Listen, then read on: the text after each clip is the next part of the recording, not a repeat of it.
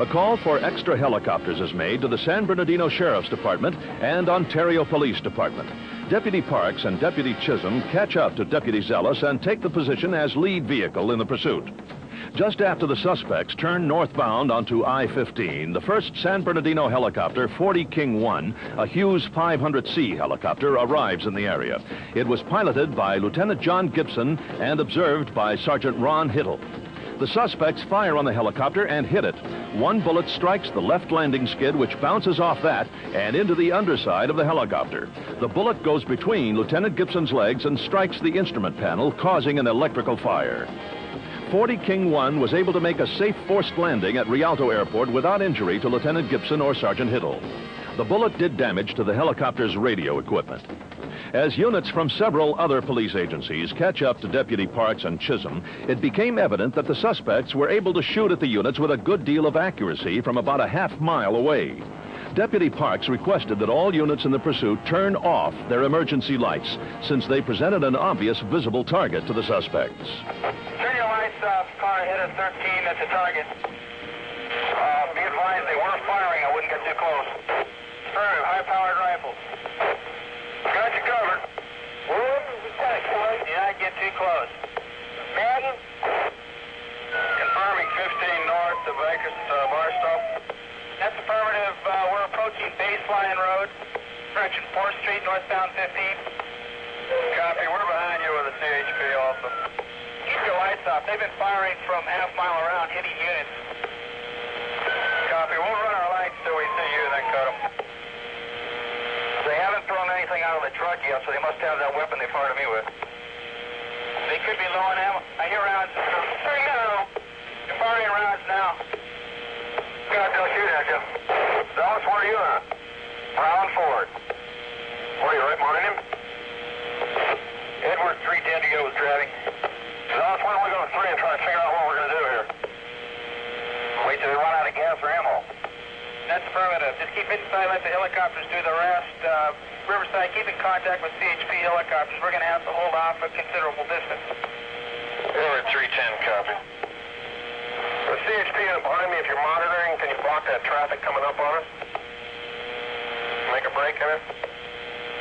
Edward 20, Edward 21. San Bernardino, Riverside, Riverside Baker 1. Can you have San Bernardino go to their Claymore frequency? Riverside Baker 1, copy. Turn off that other red one. One unit passed Deputy Parks and Chisholm's unit and approached the suspect vehicle. Suddenly, an explosion took place in front of that unit. An additional 2 explosions took place during the pursuit. For information, they're throwing explosives out of the vehicle. Apparently they've got shotguns and possibly M16. Jared 59, copy. CHP is closing off the freeway at Highland. They have explosives? That's affirmative. They've thrown one explosive device out the rear only. Okay, that was a simulator. The suspects exited the I-15 freeway at the Sierra off-ramp and began to enter the San Bernardino National Forest through an area known as Lytle Creek. The pursuit had already covered some 35 miles from the Security Pacific Bank in Norco to this position in about 42 minutes. Deputy Parks and Chisholm's unit is disabled by bullets striking the radiator. 3 CHP units and Deputy James Evans of the Riverside Sheriff's Department lead the chase of the suspects. Get up on Sierra? That's fine. Anyone? It's here at 13 now. We're getting off Sierra, off the 15, going in a general easterly direction. Jared 15, off 15 at Sierra, going in an easterly direction. Third and fourth. Unit that was hit. Elmer, do you need a ride? I got him. 3 or 13, we're in a westerly direction on Sierra at this time, going underneath the 15. Westbound on Sierra, under 15. 74, we just entered San Bernardino National Forest. I've been hit.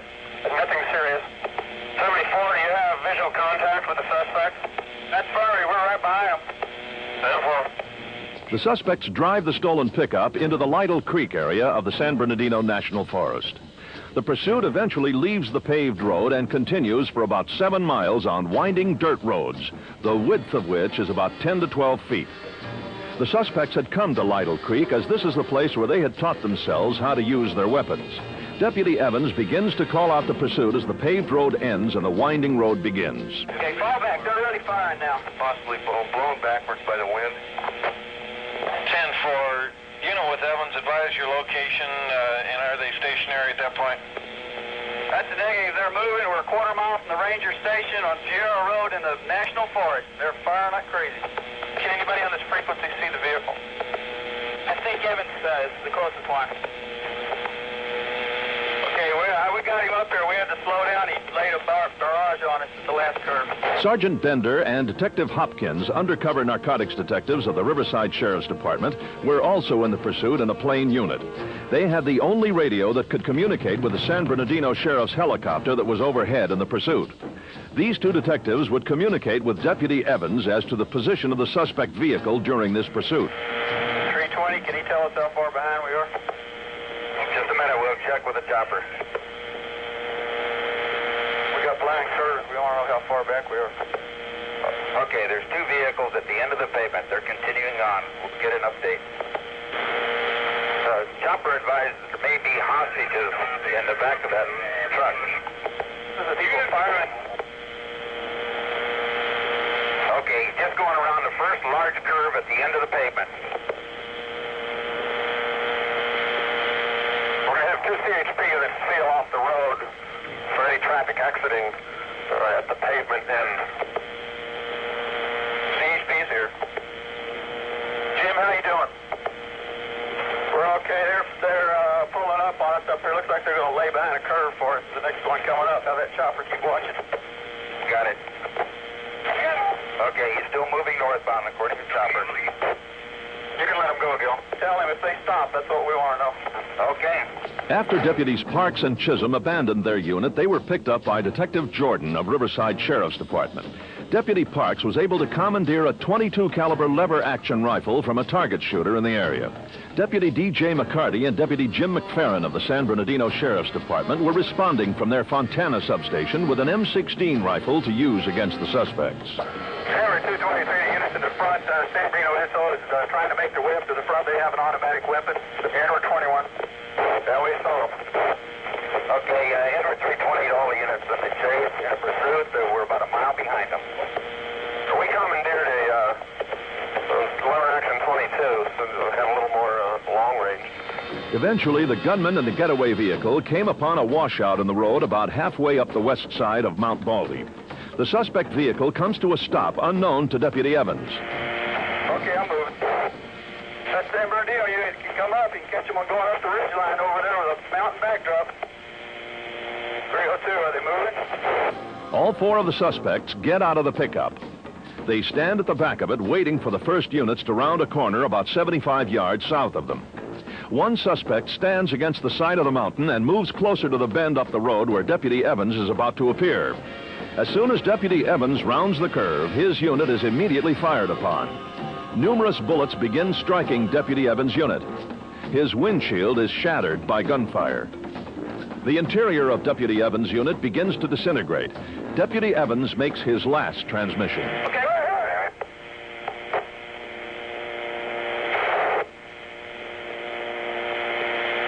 Jim, talk.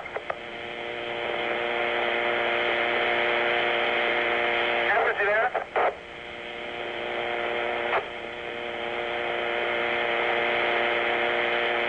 The vehicle is stopped. Deputy Evans, however, was not hit yet. He opened the driver's door and crawled around to the back of his unit where he returned fire with his .38 revolver.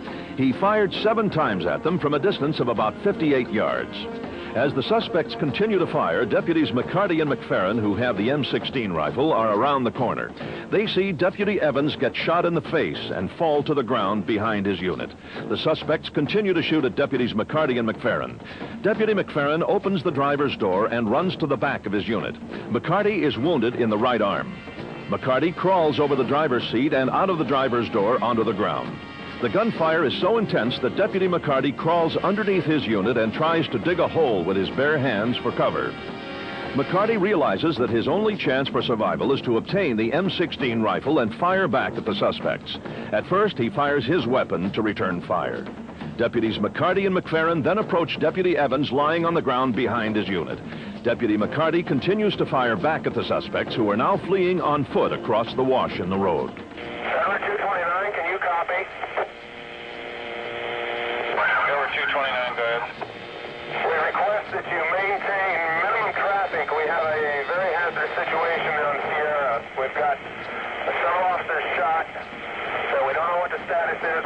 Doug, we're checking. Busy traffic. 10-4, all units, minimum traffic, even on emergency, reference Sierra Avenue.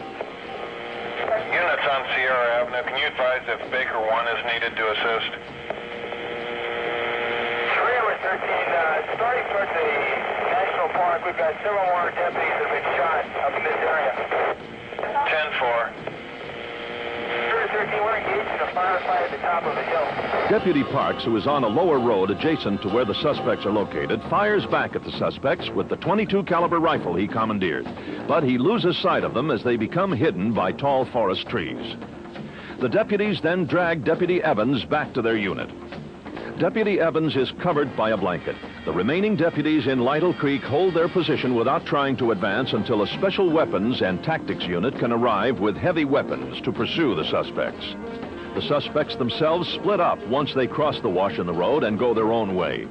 The suspects leave several items of ammunition, weapons, and other equipment behind them as they continue to flee.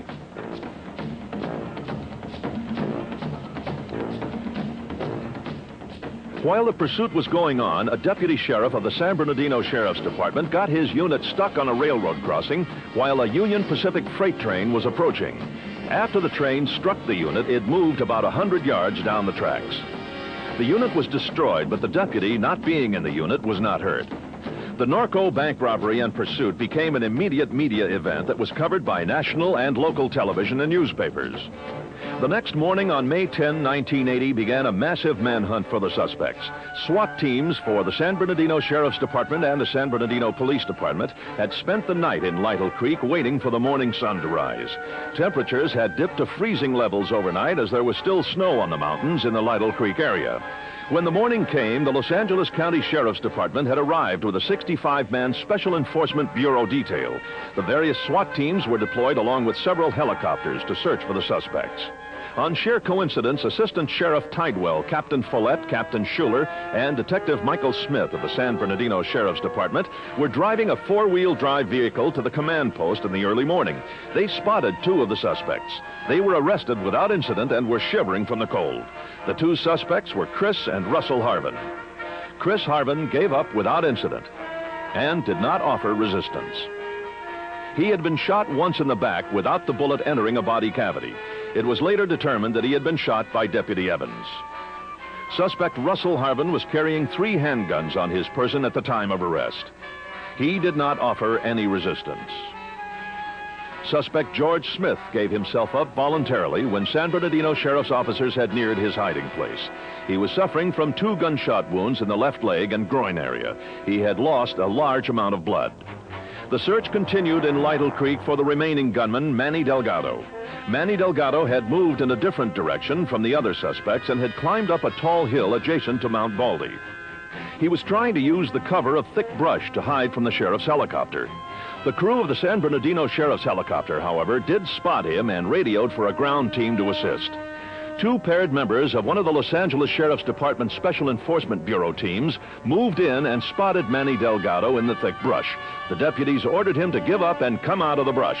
Manny Delgado, however, was holding a .38 caliber revolver and turned toward the deputies with it. The deputies opened fire on him with 3 shots each of double-aught buck shotgun and .308 rifle rounds.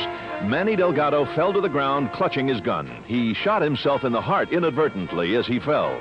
The 2 L.A. deputies had to cut the thick brush away from where Manny Delgado had fallen in order to remove his body. Manny Delgado was taken to a morgue in San Bernardino County. These 2 photos show the destructive force of double-aught buck and .308 caliber ammunition. These x-rays show that the deputies were accurate when they fired on Manny Delgado. Belisario Delgado was taken to a morgue in Riverside County. He, as you remember, was the driver of the van when the suspects first robbed the Norco Security Pacific Bank. Belisario Delgado was killed by 1 pellet of a number 4 buck shotgun shot fired by Deputy Belaski. The pellet entered just behind his right ear.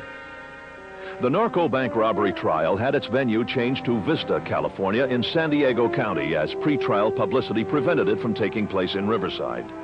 Proceedings to pick a jury for the three defendants, George Smith, Christopher Harvin, and Russell Harvin, began in June of 1981, nearly 13 months after the robbery took place. The trial began in January of 1982 and did not end until July of that year.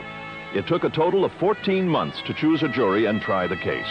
All three defendants were found guilty on the 44 felony counts against each of them, which included the special circumstance murder of Riverside Deputy James Evans. On September 24, 1982, George Smith was the first of the three defendants to be sentenced for his crimes in the Norco bank robbery.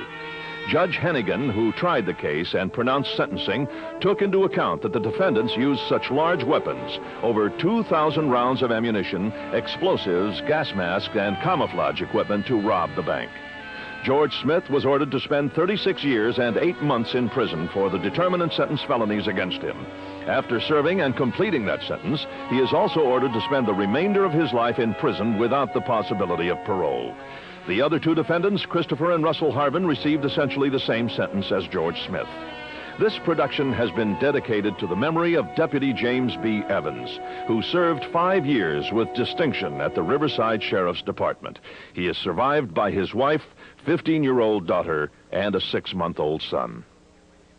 In review of the Norco bank robbery, several key training points and considerations should be addressed. Never become complacent when responding to in-progress crime calls. Observe danger signs present and take the necessary safety precautions. Disciplined use of the radio is of the utmost importance to officer safety and survival. Common sense tactics must be employed by officers pursuing suspects with high caliber and automatic weapons. Field officers must realize they are not adequately equipped to engage suspects such as these. Observation and the taking of a defensive position by pursuing field units is the only sound alternative available in situations such as this tragic incident.